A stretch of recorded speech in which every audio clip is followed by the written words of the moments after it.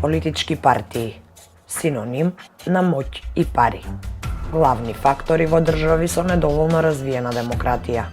Тие се волшебни врати, каде најчесто се влегува како невработен, а се излегува како бизнисмен.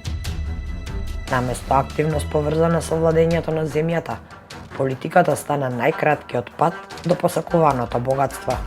Јавната и државната функција станаа поатрактивни од било која позиција во приватниот сектор.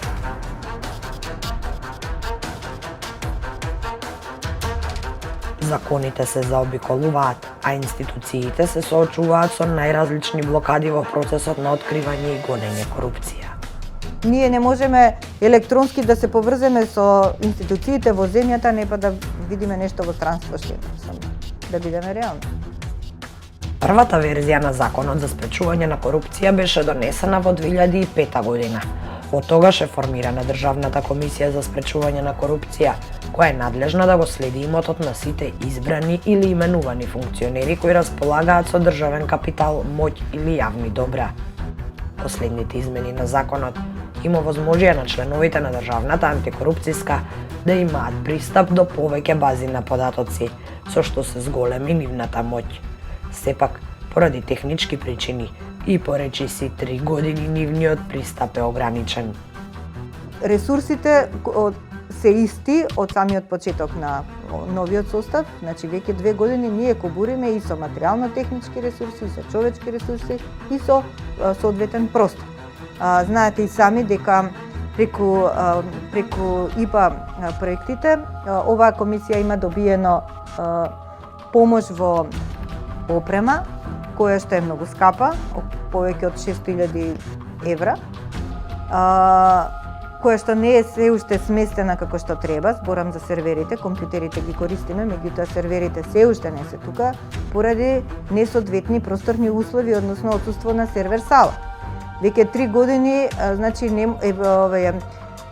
парите на европските даночници немаат ефект, така, опремата стои неискористена. Неколку пати тоа е предочувано на нашата држава од страна на Европската комисија, меѓутоа, за жал, се уште се нема најдено начин тој проблем да се надмине. Актуелната владеачка гарнитура се обврза да обезбеди нов простор за комисијата, но тоа не се случи. Зградата која требаше да биде купена за Државната комисија за спречување корупција, владата ја даде на друга институција. Откако тројца министри ни кажаа дека нема шанси да се купи тој простор, е дека единствено решение е да направиме тука некаква реконструкција и да обезбедиме сервер сала во која што ќе може да се смести опремата. Добивме за тоа согласност од владата, меѓутоа, она што е поразително сега, на крајот на оваа година, владата донесува одлука, односно наоѓа пари да ја откупи истата зграда, ама не за ТКСК. И тука некако чувствуваме дека имаме поддршка, меѓутоа декларативна поддршка, така што тоа не ни дава некакво чувство за довера. Јавните и избраните функционери законски се обврзани да го пријавуваат нивниот имот во рок од 30 дена по преземање на функцијата. Исто така, треба да ги репортираат и измените, но колку се искрени при пополнување на анкетните листови. Пред се проверува веродостојноста на податоците што ги ставиле во анкетниот лист, дали се тие точни и вистинити. Тоа се врши преку собирање на податоци од останатите институции кои што вршат бележење на имотот, како да речеме катастар или МВР или управата за јавни приходи, споредба на податоците и анализа на податоците. Доколку се утврди дека имотот е зголемен несразмерно на месечните примања кои што ги има тоа службено лице, тогаш одиме на подлабока анализа, а тоа е проверка на имотната состојба. Имаме до сега 3 такви случаи од оваа програма што сме направиле, 3 такви случаи кои што ние ќе ги доставиме до други институции каде што има истражни центри и истражители, посебна методологија за испитување на потеклото на имотот. Значи, нашето е до тука. Директорот на финансиска полиција Арафат Муареми вели дека не сите функционери пријавуваат се што имаат. Ова го имаат откриено при проверка на имотната состојба на неколку носители на јавни и државни функции. За такви некои одредени истраги сме известиле јавен обвинител, мислам за 2 до сега. сомнително е делот кај што целосно платата не се допира. Например, цела година или 2 години од кога е во функција, платата не се троши. А од друга страна пак гледаме дека имаме зголемување на одреден имот, кој што се кажува дека од дедо, од нели некои парични средства кои што ги чувал дедото, бабата и така натаму. Новинарите и невладините организации се во постојан лов за наоѓање на непријавен имот од страна на функционерите. Сепак, многу е тешко да се потврдат сите информации до кои се стигнува. Секогаш има еден постотак, еден процент на функционери кои што сакаат да сокријат дел од имотот, но контролата на имотот е важен дел од антикорупцијската регулатива, бидејќи не се работи во крајна линија, корупцијата не се состои само во тоа да вие некого фатите како краде, туку е корупцијата и корупција на ниво на влијание. Значи, тоа се софистицирани сфери на делување во кои што не секогаш веднаш се покажуваат ќаровите или веднаш се ќе го фатите некого со некаква имотна корист или како сокрил и така натаму. Според официјално пријавениот имот, повеќе функционери го зголемиле нивното салдо со тек на годините. Има и од оние кои пријавиле дека се посиромашни од тоа што биле пред да стапат на функција. Премиерот Зоран Заев во најновиот имотен лист доставен во октомври 2020 пријавил имот во вкупна вредност од околу 676.000 евра. Во споредба со пријавениот имот во 2016 година, кога за прв пат седна на премиерската фотелја, сега е пократок за 54.000 евра. Додека беше градоначалник на Струмица, неговиот пријавен имот изнесуваше дури 750.000 евра. Целата влада тежи околу 13 милиони евра. На листата на најбогати министри, Заев го зазема 7-то место. На првото место, како наимотна, е министерката за образование и наука Мила Царовска. При стапувањето на новата функција во 2020, Царовска пријавила долга листа на имот во вкупна вредност од 2.683.742 евра. За разлика од 2019, имотот пријавен од Царовска е поголем за 1.092.000 евра. Во 2016-та пак, како министер за социјални работи, пријавила имот во вредност од само 212.000 евра. Големата разлика се состои во подоцнешното пријавување на поголемиот имот на родителите, како и купување на градежни земјишта. Втор и трет на листата на најбогати министри се Крешник Бектеши и Насер Нуредини, кои пријавиле дека поседуваат по 1.900.000 евра имот. Останатите министри се уште не го заработиле првиот милион. Фатмир Бесими пријавил имот во вредност од околу 900.000 евра. Никола Димитров 770.000 евра. Венко Филипче 690.000 евра. Аријан Ходжа 630.000 евра. Радмила Шекеринска 420.000 евра. Јетон Шакири 419.000 евра. Фатмир Битики 410.000 евра. Оливер Спасовски 298.000 евра.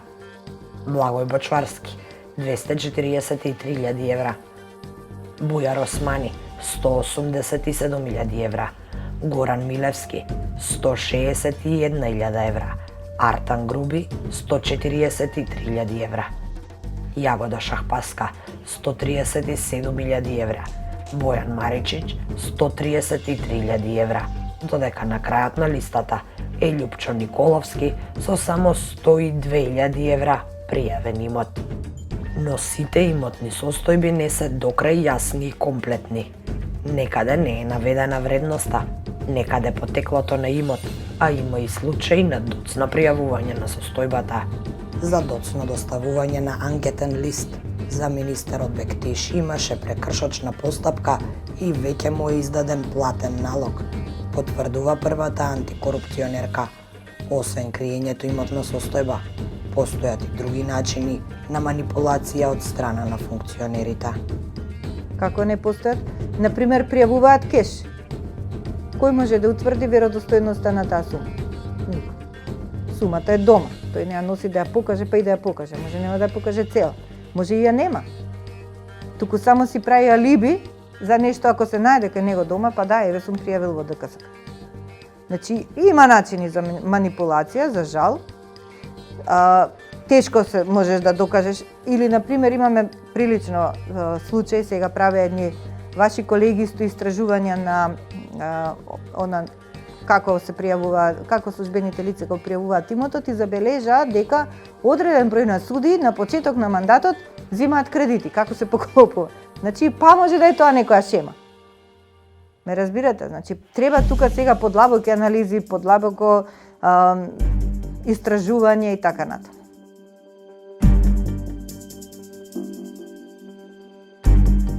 Примањата на министрите се околу 65.000 денари нето, додека на премиерот околу 80.000 денари.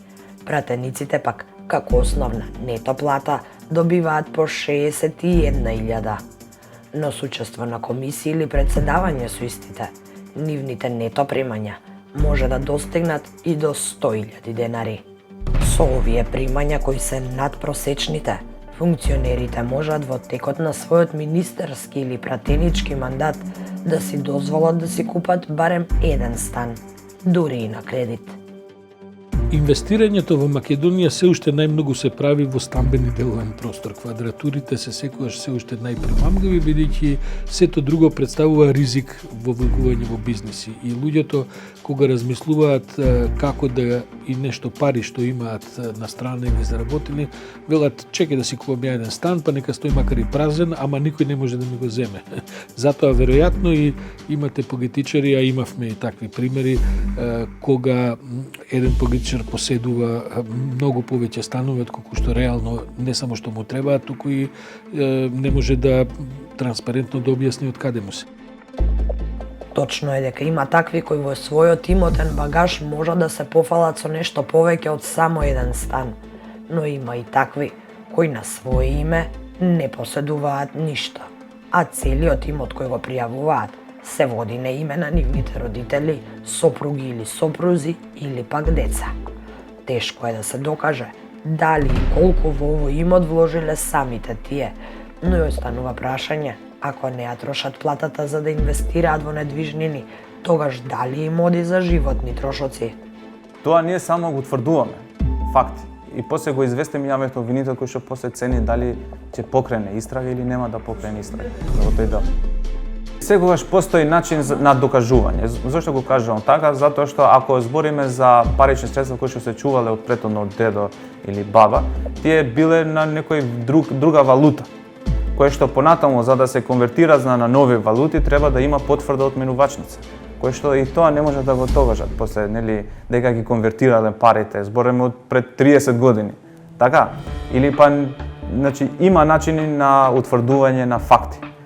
Меѓутоа, нашето е само да ги собираме, да ги прибираме тие информации, да докажеме дека на вистина ние мислиме дека тука има зголемување или па документите или доказите кои што ги приложи странката, нели, што е под истрага, не се веродостојни и го известиме јавниот обвинител, кој што понатаму, нели, кажуваме дека ќе цени. Дали ќе отвори истрага или па ќе вика добро, ама мислиме дека немаме доволно материјални доказ за да почнеме втората фаза на истрагата.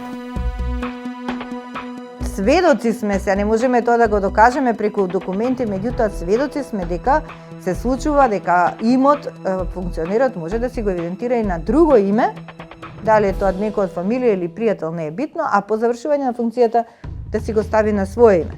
Заради тоа ние големо го збориме, укажуваме потребата од донесување на закон за потекло на имотот на сите граѓани. Тогаш секој ќе мора да си каже од кај му е имотот, значи и тој некој, што некој сака да го изманипулира и да пријави на негово име, ако има таков имот, ќе мора да си каже од каде му е имотот. Судејќи според имотот што го пријавил сега од позиција на старо нов премиер, единственото нешто што се води како негов личен имот е побарувањето кое го дал врз основа на заем во износ од 69.919 евра во 2012 година. Едниот стан во Струмица се води на неговите родители, кои поседуваат и деловен простор, земјоделско земјиште и куќа, додека другиот стан во Струмица е на име на неговата сопруга. Министерот за надворешни работи Бујар Османи на негово име има Ауди А6, заем и кредит кои треба да ги отплаќа до 2032 година. Во неговиот имотен лист стои куќа од 400 квадрати во Скопје пријавена на име на неговите родители, а неговата сопруга поседува Опел Корса. Сите недвижнини кај министерот за земјоделство, шумарство и водостопанство Аријанит Хоџа се во рацете на неговите родители. Како единствен личен имот, Хоџа пријавил пасад во износ од околу 15.000 евра. Потоа навел и акции, но не дал детали каде и што поседува освен годината 2009. Пријавил и кредит од околу 11.800 евра, кој треба да го враќа до 2025 година. Освен градежно земјиште на Пониква, депозити и кредит, министерката за образование и наука Мила Царовска не пријавила ништо друго како личен имот. Единствено нешто што министерот за локална самоуправа Горан Милевски го поседува како личен имот е Опел Инсигнија, вредна околу 13.000 евра. Депозити и пари во вредност нешто над 14.000 евра. Министерот за информатичко општество и администрација Јетон Шакири има пријавено само 3 возила како личен имот: Ауди А6, Citroen C1 и Ford Transit. Трите вредат околу 18.500 евра. И министерот за транспорт и врски Благој Бочварски како личен имот пријавил само едно моторно возило BMW во вредност од околу 19.500 евра, како и депозити во износ од околу 6.000 евра. И тоа е се што се однесува до личниот имот.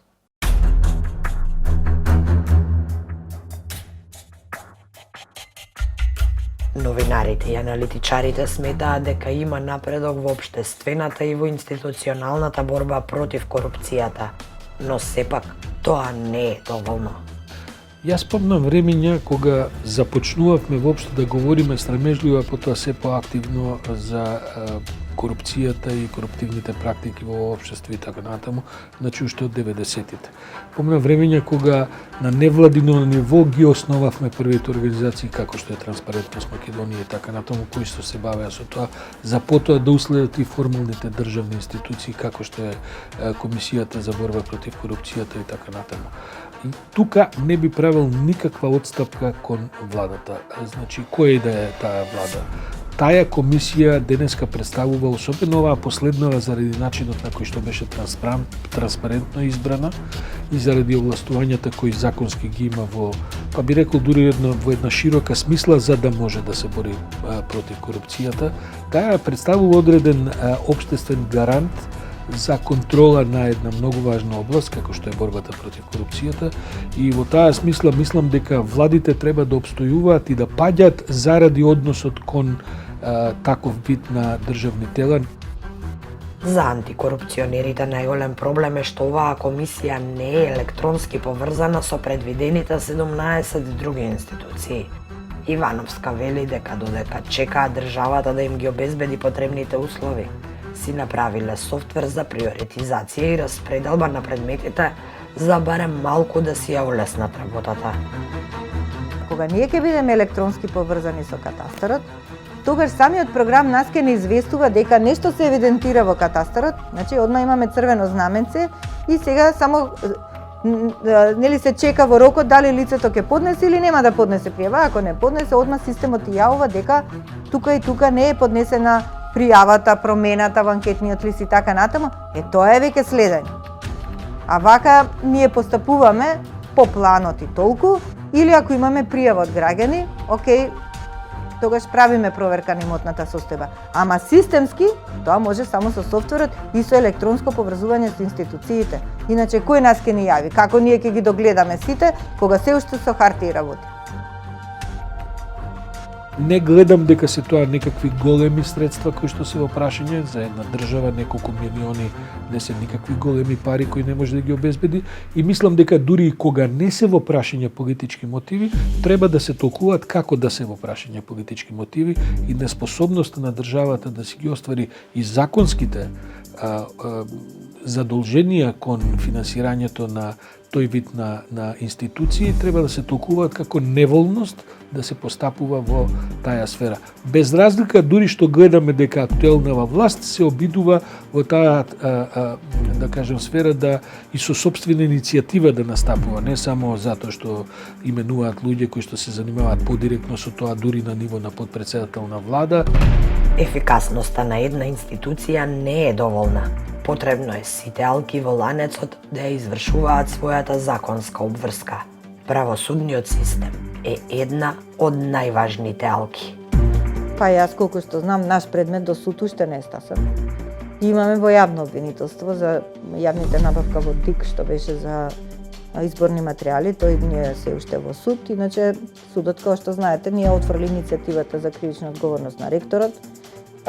За Матка, исто така за градоначалникот, кажа дека не е одговорен, води постапка за тие собствениците на платформите, до суд ние се уште немаме предмет. Борбата против корупцијата е тешка и макотрпна работа, а таа битка може да биде добиена само ако сите институции си ја вршат работата доследно. Телата за откривање корупција излегуваат со наоди, новинарите со истражувања, а на органите на прогонот им останува да обезбедат докази. Едно е сигурно, сите обелоденувања на коруптивни дејствија и на незаконско постапување паѓаат во вода ако обвинителството и судовите не ги процесираат тие наоди.